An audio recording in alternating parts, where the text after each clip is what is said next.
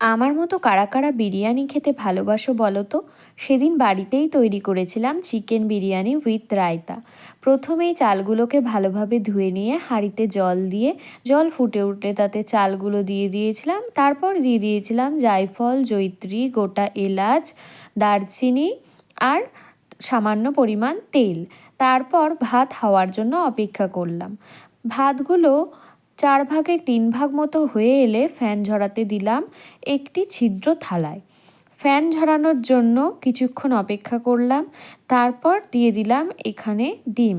ডিমগুলোকে সেদ্ধ করতে দিয়ে দিলাম কিছুটা পরিমাণ জল দিয়ে। ডিম সেদ্ধ হয়ে গেলে খোসা ছাড়িয়ে নিলাম। তারপর নিয়ে নিয়েছি কয়েকটি পেঁয়াজ, আলু, রসুন। এরপর একে একে পেঁয়াজ, আলু, রসুন সবগুলোকে কেটে নিলাম। আলুগুলোকে ছুলে নিয়ে মাঝখান থেকে অর্ধেক করে নিয়েছিলাম। বিরিয়ানির আলু এভাবেই ভালো লাগে। তারপর একটি পাত্রের মধ্যে সেগুলোকে জলের মধ্যে রেখে দিয়েছিলাম যাতে আলু কালো না হয়ে যায়। তারপর পেঁয়াজগুলোকে এভাবে কুচিয়ে নিয়েছিলাম বেরেস্তা আর মাংসের জন্য। রসুনের কোয়াগুলোকেও ছাড়িয়ে নিয়েছিলাম। নিয়ে নিয়েছিলাম বেশ কয়েকটা কাঁচা লঙ্কা আর আদা। এরপর আদা, রসুন আর কাঁচা লঙ্কা শিলে বেটে নিয়েছিলাম। বাটা হয়ে গেলে তারপর একটি মশলা তৈরির জন্য একটি পাত্রের মধ্যে জিরে গুঁড়ো, ধনে গুঁড়ো, লঙ্কা গুঁড়ো আর কিছুটা টক দই দিয়ে সবগুলো উপকরণকে একটি চামচের সাহায্যে ভালোভাবে মিশিয়ে টক দই ফেটিয়ে মশলাগুলো একসাথে ভালোভাবে তৈরি করে নিলাম। এই পেস্টটি তৈরি করে রাখলে মাংস কষানোর সময় এটি বেশ স্বাদ আনবে। যাই হোক, আমি মাংস রান্নার সময় সবসময় এভাবে একটি পেস্ট তৈরি করে নিই। তোমরাও নিয়ে দেখতে পারো, অবশ্যই ভালো লাগবে। এবার চিকেন কষানোর জন্য সমস্ত মশলা রেডি হয়ে গেছে। এবার একটি কড়াইতে দিয়ে দিয়েছি পরিমাণ মতো সর্ষের তেল। সর্ষের তেল কিন্তু রান্নার স্বাদকে অনেক বাড়িয়ে দেয়। তারপর কেটে রাখা আলুগুলোকে দিয়ে দিয়েছি। আলুগুলোকে লো ফ্লেমে ভালোভাবে নাড়াচাড়া করে লাল লাল করে ভেজে নিয়েছিলাম। তারপর ভাজা হয়ে গেলে সেগুলোকে একটি পাত্রের মধ্যে তুলে নিয়েছিলাম। ওই একই তেলে কুচনো পেঁয়াজগুলোকে দিয়ে দিয়েছিলাম। কুচনো পেঁয়াজগুলোকে কিন্তু ভালোভাবে নাড়াচাড়া করে ভাজতে হবে যাতে সেগুলো সুন্দরভাবে ভাজা হয়ে যায়। এটা কিন্তু পেঁয়াজের বেরেস্তারও যেমন কাজে লাগবে, তেমনি মাংসেও আমি ব্যবহার করব। এই দেখো কি সুন্দর লাল লাল করে পেঁয়াজগুলো ভাজা হয়ে গেছে।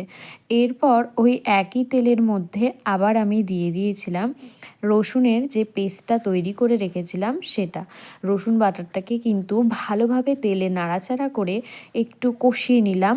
রসুন কষানো হয়ে গেলে তাতে দিয়ে দিয়েছিলাম আদা বাটার যে পেস্টটা সেটা। রসুন কষানোর পর আদাটাকেও তার সাথে ভালোভাবে কষিয়ে নিলাম। এই মশলাগুলোকে কিন্তু তেলের উপর ভালোভাবে দিয়ে কষাতে হবে, তাহলে কাঁচা গন্ধটা চলে যাবে। এরপর আমি ওই তেলের মধ্যে দিয়ে দিয়েছিলাম হলুদ গুঁড়ো।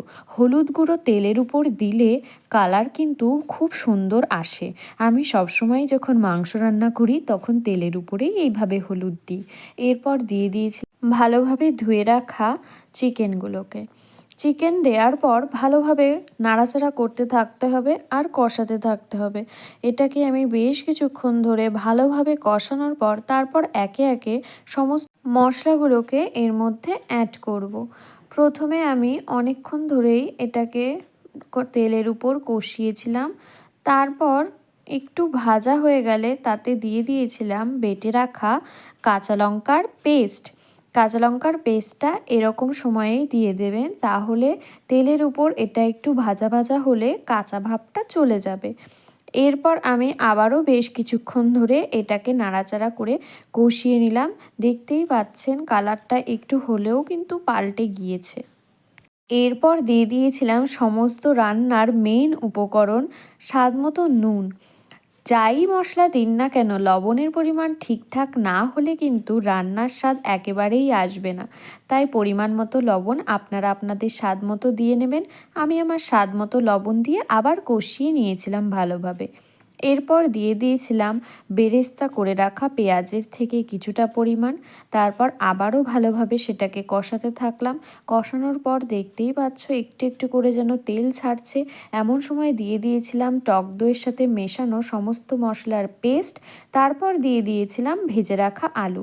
এবার সব উপকরণ আবারও ভালোভাবে নাড়াচাড়া করে ভালোভাবে কষাতে থাকলাম। মাংস রান্নার মেন টেস্ট কিন্তু এই কষানোর উপরেই নির্ভর করে। এরপর ভালোভাবে কষানো হয়ে গেলে আমি এতে যোগ করেছিলাম বিরিয়ানি মশলা। বিরিয়ানি মশলা তো বিরিয়ানির রেসিপিতে অবশ্যই দিতে হবে। বিরিয়ানি মশলা অ্যাড করার পর আবারও মাংসকে ভালোভাবে কষাতে থাকছিলাম। মাংসের কালারটা দেখতেই পাচ্ছ কি সুন্দর হয়েছে কষানোর পর।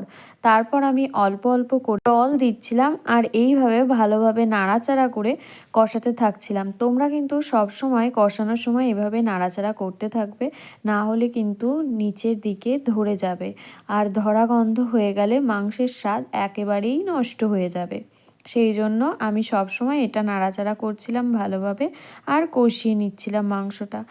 এরপর যখন কষানো হয়ে গেল তখন আমি এতে দিয়েছিলাম পরিমাণ মতো জল। তোমরা যেটুকু ঝোল রাখবে সেই মতোই জল দেবে।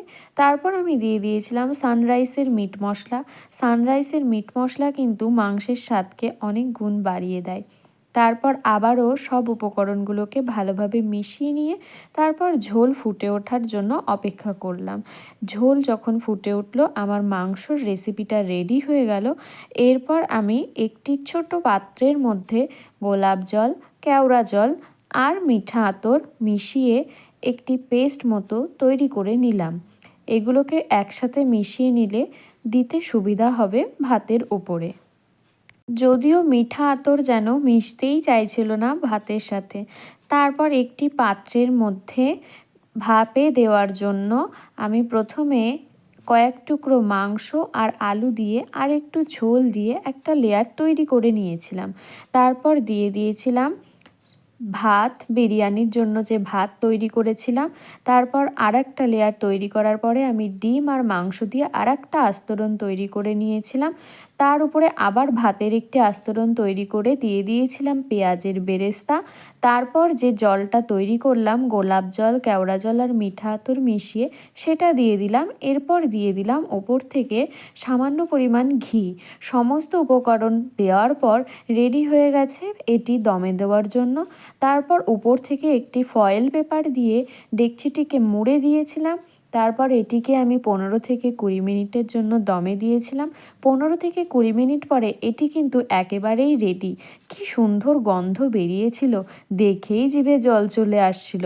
এখন আবার ভিডিওটির জন্য ভয়েস রেকর্ড করতে গিয়ে আমার আবারও বিরিয়ানিটি দেখে লোভ লেগে গেল। যাই হোক, খেতে কিন্তু অসাধারণ হয়েছিল। নিজের প্রশংসা নিজেই করলাম।